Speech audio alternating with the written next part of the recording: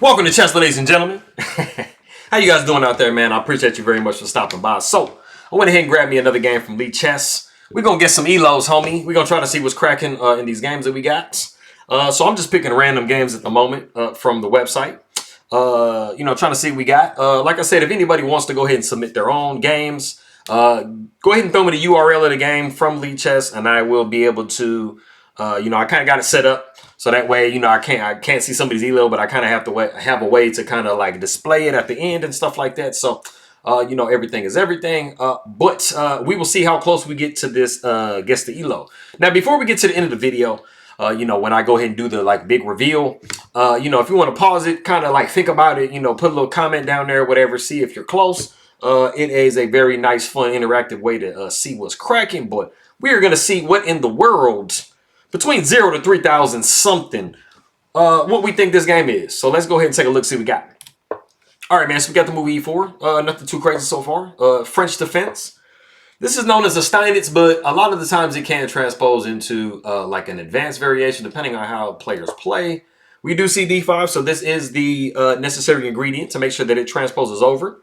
White does have the option of taking on D6, though. On passant, we got knight F3, C5, we got D4. So we're kind of going in that direction. It's kind of a weird move order. You generally don't see, like if we're going to get into a French advance, yeah, pretty much here you play C3. This is a really, really weird move order to get into the French advance.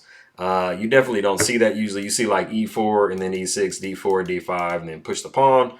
Then you got this pawn come in, knight come in, knight come in, pawn come in here. So that's like the more logical, normal way to get to that. But, nothing too crazy. Okay, pawn takes C5. Now, up until this point, it could have literally been that entire range. It still somewhat can. I've seen some high-level players play this before. I mean, grandmasters, they play anything that they kind of want to. I mean, they kind of, whatever they feel like playing. I mean, so this isn't, this isn't really anything that tells me that this is any particular level. Bishop takes C5. The only thing I'll say about it is, I mean, when you play D4, you usually play C3 so you can just maintain this strong structure in your space. When you do this, you kind of give away your space advantage and you kind of give yourself a situation where your pawn has to now be babysat. So, I mean, it's not 100% ideal. Plus, we got this bishop, as you guys probably know, it's bearing down on this very, very vulnerable square. So that's not ideal either. Knight G7, knight goes to G5. All right, man. Why are we on G5 with this knight, dog? I mean, maybe we have some dreams of saying like, Queen H5, we're going to checkmate. I mean, maybe black falls asleep. They don't kind of know what's going on. I mean, we're going to be able to kind of sneak in there and get a checkmate situation. Black would have to be super low rated for that. At no point are we sacrificing this knight nowhere, bro. This can't be what we're thinking, man. We're not thinking we're going to sack this. I mean, of course, you're not going to sack away over here. I would say probably one of these two. Like, we're not doing that, bro. Like, no, we're not doing that, dog. H6. This is your opportunity to go back to F3 and just say, hey, man, I wasted 2 tempi. I'm sorry. Let me get some forgiveness. Okay. So we are sacrificing. All right, so we got two options here. Either this is like a 2300 and he's like, bro, you know what? I'm going to troll. Because, I mean, it's a blitz game, so it's not like it's nothing crazy. But this is either a 2300 that's like, bro, I'm going to just kamikaze and you're either going to lose on time or you're going to put yourself in a bad position. Or this is generally like a 500 player and he's really sitting there calculating that knight G5 and knight takes F6 is like the best possible course of action. We don't know yet. Pawn, king takes, queen goes to H5. Okay, this follow-up is important. It's definitely like whenever you sacrifice a piece, even if it's wrong, like on some Macau Tao stuff, I mean, like you definitely have to follow up aggressively. So, I mean, queen H5 makes sense. Okay, knight G6 blocking. Okay, bishop D3. Okay. This could be a higher level player just being like, hey, man, chess is boring. I want chess to be a little bit more exciting. So let's go ahead and just sack some pieces. I mean, I've seen it before. I've played against people like that. F4. This is kind of like a dream because, I mean, you're not going to be able to push F5 without the knight chopping it off. That's why knight C came to E7 like that. Rook F8, F5. Like I said, knight's taking. This is exactly what I would do if I was black because now you got to try to sacrifice your bishop, which we do because we don't care. G4 coming, bro. We are busting this entire situation open. The problem is black has like a bunch of different ways that they could defend this. I mean, they have like literally like 50 squares to go to with their king, so. That's not what happened. Oh, it is. Oh, it is what happened in the game. Okay. So it just went ahead and did it.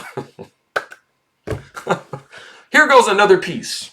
Okay. So we're just like, Basically, we're sacking our knight because we don't like it. We're sacking our bishop because the bishops suck. Like, nobody likes either of these pieces, so why do we need them anyway? I'm going to start my next game in the future with half the pieces. Bishop F2 check. Okay. You know what? I can kind of see the logic behind this move. If king takes, pawn takes, you're kind of opening the king up some. You're down some material if you're white. I mean, we're going to take this bishop at some point. And you kind of have to do something about this knight because it's just like kind of sitting there just for free for no reason.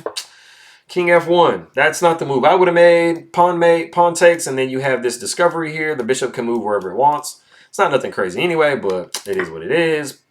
Pawn takes H6. Queen takes G6 with check. Obviously, yes. Queen takes H6. I mean, you got to try to get as much material as you can if you just sacrifice a piece. Pawn takes F5. D4. Okay, so... So we're not saving the bishop at all. Like, okay, of course the bishop can't go here. But we're not saving the bishop in any capacity. We're just going to go ahead and push D4. We're not even taking here with the rook. So it's like black is just not concerned about the fact that this king is just kind of stuck in the center of the board. None of that. King takes F2, of course. Oh, now rook takes. Okay, cool. All right. King goes to E2. Pawn takes C3. Now white is completely winning the game, like 100%. Okay. Obviously, you're gonna check here. Okay, I wouldn't. Can you not do? You have to do that because the king is way too open at this point. And checkmate actually could come up if you go like that. Probably, yeah. So you can't. You have to do this thing. This is miserable to go here. Yeah. Okay. Then you have to sack your queen. King is in the middle of the board. These pieces aren't being used at all. Black is not having a great day. How'd I get rid of this? Okay, cool. Yeah, bro. So. Let me see. Black lost on time. Okay. Well, 0.6 second left. I mean, it doesn't say 0, but okay. Yeah, I don't feel like it's a. I mean, it's a weird way to get to this opening for sure. Yeah, but this move obviously is like a much lower level move. So maybe like 1,000, 1,100.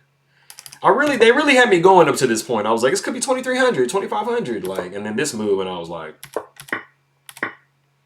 I still kind of thought kamikaze to this point. But then you gave away your attacking piece, and now you just have the queen only. Like, that's not ideal. There's some ideas in there for both players, though, man. I feel like there's enough where it's not like a 500 game. I'd say maybe like 1,100. For each player, maybe 1,200, and they just felt like having fun, something along those lines. This is kind of a counterattack thing here, so I get the options behind that. Rook is going to take. I mean, you can't do anything about this anyway. The rook is going to take at some point. So I'd say like 1,200. Let's say 1,200 for both sides. I mean, 1,200 for both sides. They just felt like having some fun. It's a blitz game, whatever. Okay, cool. So let's see what the verdict is. Okay, 860.